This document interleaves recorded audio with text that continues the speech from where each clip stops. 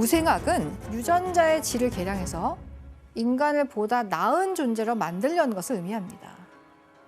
이것을 실현하기 위해서는 우월한 유전자는 물려주고 그렇지 않은 유전자는 도태시켜야 한다고 본 것입니다. 그렇다면 우생학이 왜 위험한 발상인 것일까요? 뭐 열등한 다른 거는 없어지거나 도태돼도 상관없다라고 생각해 보여요. 그렇죠. 쉽게 말해서 모든 인간을 평등하다고 여기지 않고 가난, 범죄, 인종, 장애 등이 유전적 결함이라고 생각하고 제거해야 될 대상으로 여겼던 것입니다. 아까 그 강아지들처럼 인간을 개량시키려고 한 거네요. 그렇죠. 더 좋은 인간을 만들어야 되겠다라고 하는 미국의 어떤 야망, 욕심 이런 것이 자꾸 더 커져가는 것입니다. 그래서 미국 전역에서 이 논리를 내세워서 우생학을 적극 장려하기 위해서 자, 이제 뭐가 필요할까? 법제화가 필요하구나. 법을 만들어야 되겠다라는 생각을 하게 되는 거예요. 아닌데. 그것이 바로 결혼금지법, 혼인금지법과 이민제한법입니다.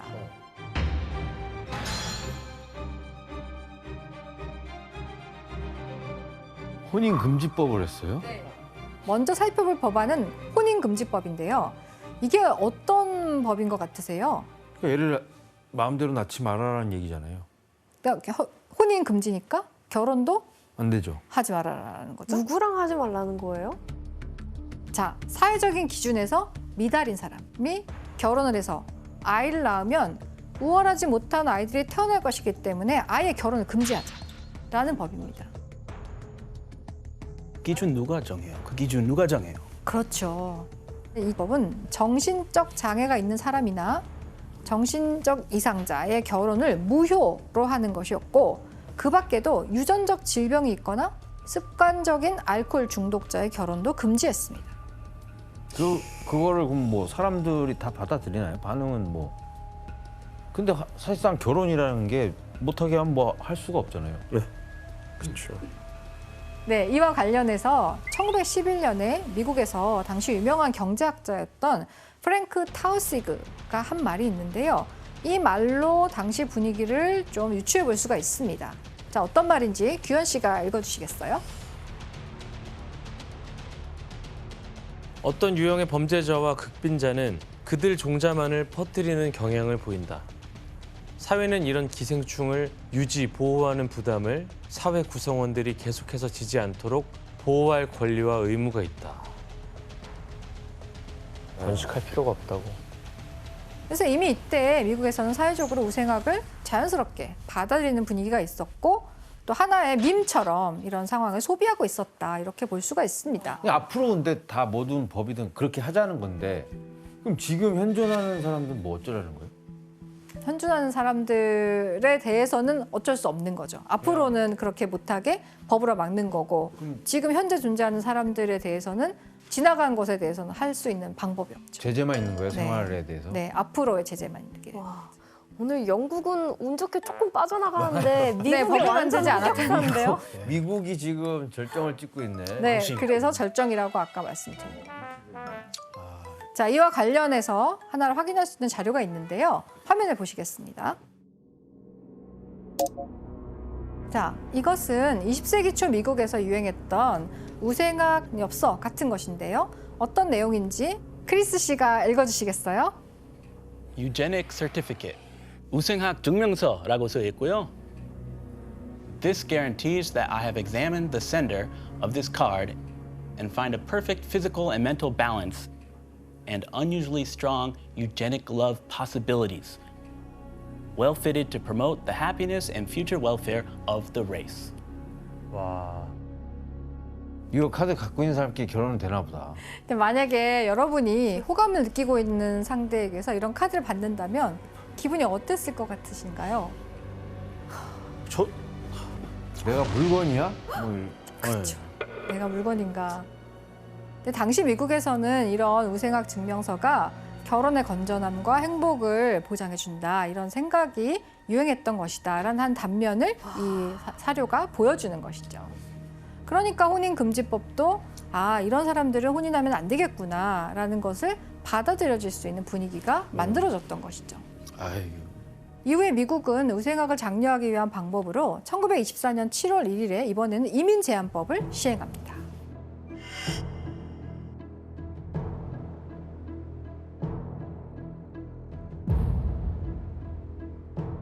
이민 제한법의 주요 골자는 이민자 수를 1년에 15만 명으로 제한하고 국적별로 이민자를 2%만 허용하겠다라는 것이었습니다. 미국인들보다 열등한 인종들이 미국으로 이민 오는 것을 막겠다라고 하는 의지를 보여주는 것이죠. 그래서 이민자의 2%만 허용하겠다라는 것은 기존의 이민법의 기준을 훨씬 높여버렸던 것입니다. 이민자라는 나라였던 미국이지만 당시에는 실업이 증가하고 파업도 이어지고 하니까 일자리를 지키고 사회 혼란은 줄여야 되고 이렇게 분위기가 조성이 되면서 이민자들에 대해서 아주 엄격하게 제한을 하는 법이 큰 반발 없이 제정될 수가 있었던 것이죠. 그것도 반발도 안 하네. 하지만 미국이 법을 통해서 강압적인 방식으로만 우생학을 시행한 것은 아니었습니다. 부드러운 방법으로 우생학을 또 홍보하기도 했는데요. 미국이 우생학을 장려하는 두 번째 방법은 바로 시민들의 참여를 유도하는 것이었습니다.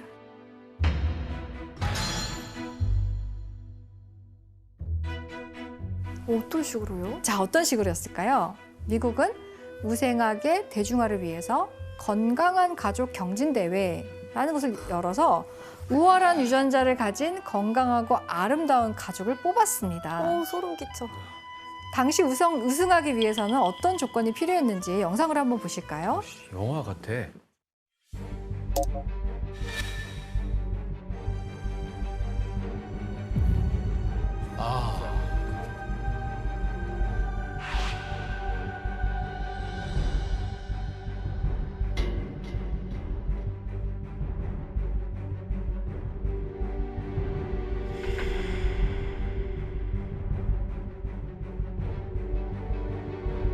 곧고 건강한 치아를 가지고 있어야 되고요. 신체적 장애나 유전병이 당연히 없어야 됐습니다. 혈액과 소변 샘플을 채취해서 검사를 했고 음악적 재능을 테스트하는 항목도 있었다라고 합니다.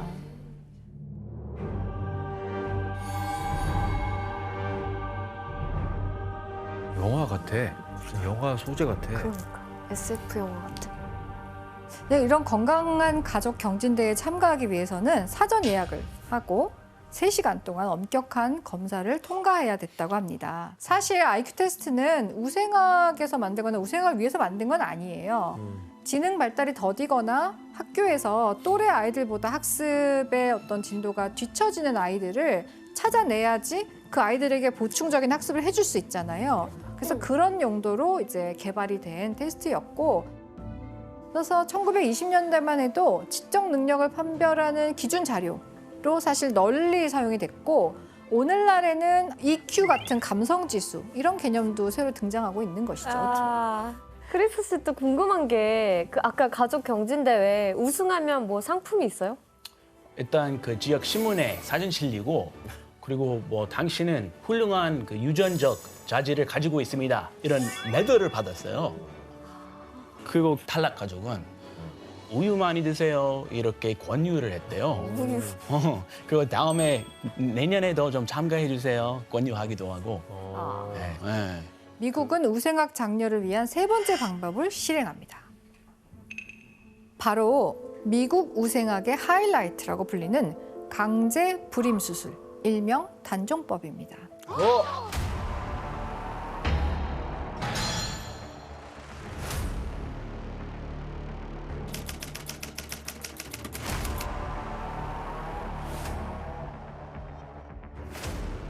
와, 이거는 아, 이건 좀 제일 황당한데요. 그러니까 불임 수술을 그러니까 억지로 받게 하는 거예요. 그런. 근데 어쨌든 지금까지 나온 법들을 다 지금 반응 보면 다 받아들이거든요. 이번 것도 그렇게 받아들이나요? 맞습니다. 그냥 그렇게 받아들여요? 물론 오늘날의 기준으로 보면 말도 안 되죠.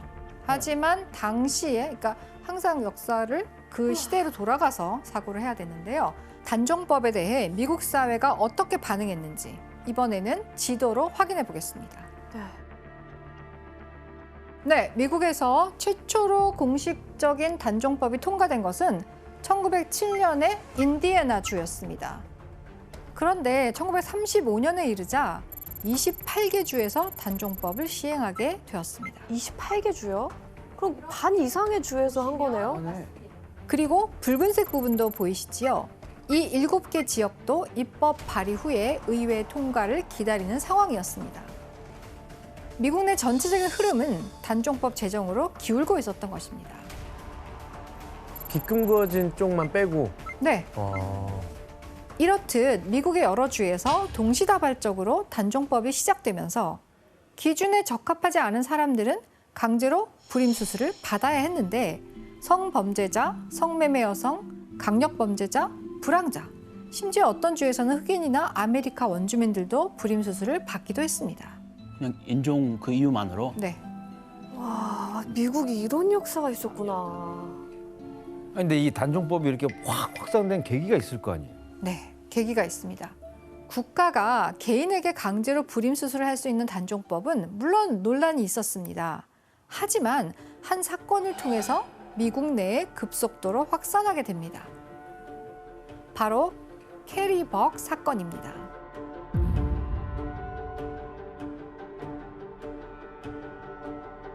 자, 사진 속의 두 사람은 모녀 관계입니다. 네, 어머나 닮았다. 잘 봤죠? 왼쪽에 있는 사람이 딸 캐리 벅이고요. 오른쪽이 엄마인 완전 딸이다, 엠마 그거 벅입니다. 닮았죠. 1906년에 정신 연령이 8살이라고 판명이 된 지적 장애를 가진 엠마가 캐리 벅을 출산을 했습니다. 네. 근데 엠마는 이제 이혼을 한 후에 홀로 아이를 키워야 했기 때문에 구걸을 하다가 매춘의 길로 빠져들게 됩니다.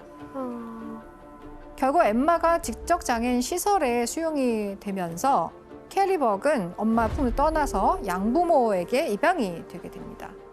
그런데 입양을 간 곳에 양부모의 조카가 17살이 된 캐리 벅을 강간을 하게 됩니다. 그래서 그녀는 원치 않은 임신을 하게 되었습니다. 그런데 이제 양부모가 캐리를 보호하는 것이 아니라 집안의 체면을 유지하기 위해서 오히려 피해자인 캐리 벅을 정신 이상자로 몰아서 시설에 보내게 되었고요. 그 시설에서 캐리 벅이 이제 낳은 딸마저 빼앗기게 됩니다. 하지만 캐리 벅의 고통이 이게 끝이 아니었습니다. 버지니아주의 단종법에 따라서 지적 장애인 시설에 입소한 사람들은 강제 불임 수술을 받아야 했거든요. 그렇다면 억울하게 지적 장애로 몰린 캐리 벅도 불임 수술을 받게 되었을까요? 캐리 벅은 국선 변호인의 도움을 받아서 소송을 진행했습니다. 그리고 이 소송은 결국 대법원까지 이제 가게 되는데요. 과연 그 결과가 어땠을지 당시 대법원의 판결문을 자, 규현 씨가 읽어주시겠어요? 제발. 범죄 때문에 타락한 후손들을 처형하거나 그들의 전응함 때문에 굶주리게 하는 대신에 명백히 부적자인 이들이 대를 잇지 않도록 사회가 막는 것이 세상을 위해 더 유익한 일이다. 지적 장애는 3대로 족하다. 에? 네, 여러분 지금의 관점으로 보면 굉장히 황당한 판결문이죠. 판사가 대법원 저렇게 얘기했다고요? 추적적이네. 대법원이 믿을 만한 지금 정말 믿을 만한 그런 기관인데. 근데 자유민주주의 국가의 대표적인 미국에서 이런 일이 있다는 게 너무 안 믿겨. 저도 진짜 안 어울려요. 너무 안 알려져 있지만 사실입니다. 진짜 안 어울려. 그러니까 안 무슨 어울려요. 무슨 공산주의 사회에서 일어난 일도 아니고 미국에서. 자, 1927년에 미국의 대법원은 버지니아주의 단종법이 다수의 안전과 복지를 추구한다는 헌법 정신에 어긋나지 않는다라고 원고 패소 판결을 내렸습니다. 소송을 낸 사람이 캐리 벅이니까 원고 패소면 캐리 벅이 패소를 하게 된 것이죠. 그래서 안타깝게도 캐리 벅도 단종법의 희생자가 되고 말았습니다. 하지만 이런 사연을 가진 사람이 캐리 벅 한 사람뿐만이 아니었습니다. 이후로 미국에서는 공식적으로 약 1만 6천 명 이상이 강제로 불임 수술을 받았고 1974년 폐지될 때까지 치면 그 수가 수십만 명이 넘습니다. 아유. 이처럼 우생학은 미국에서 가장 활발하게 그리고 가장 대중적인 차원의 성공을 거두게 되었습니다. 그러나 미국에서 대중적인 지지와 관심을 얻으면서 막 승승장구하는 것처럼 보였던 우생학은 1930년대에 접어들면서 쇠퇴의 길로 들어서기 시작합니다.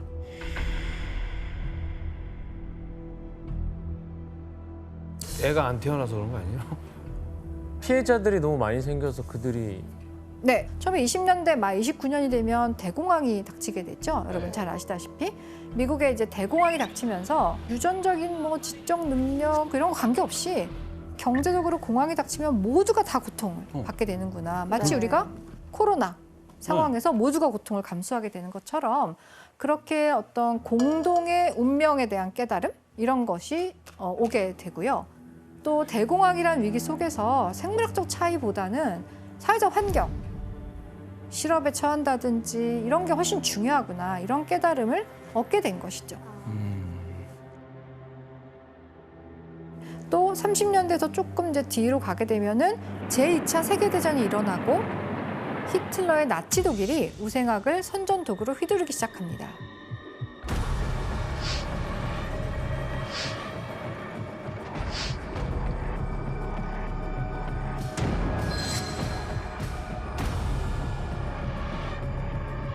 앞서 보았던 우월한 유전자를 물려주기 위한 히틀러의 아기 공장, 레벤스보른, 그리고 히틀러의 의사라 불리는 맹겔레가 자행한 각종 인체 실험.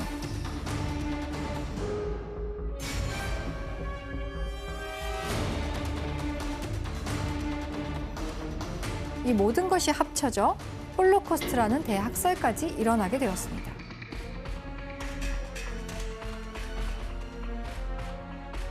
영국에서 태어나 미국에서 활짝 꼽힌 우생학이 독일에서 최악의 결론을 맺게 된 것입니다.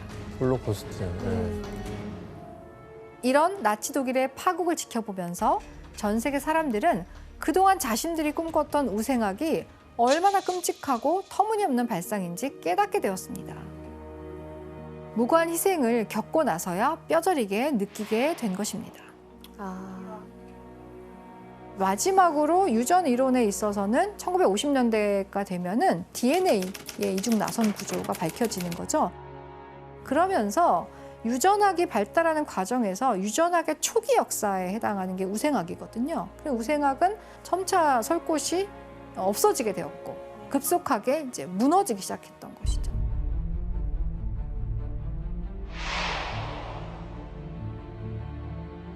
이렇게 한 시대를 풍미했던 미국의 우생학은 이렇게 끝이 났고 세계사 속에서 우생학은 끔찍한 사이비 과학의 역사로 기억이 되고 금지된 영역이 되었습니다. 다행이다.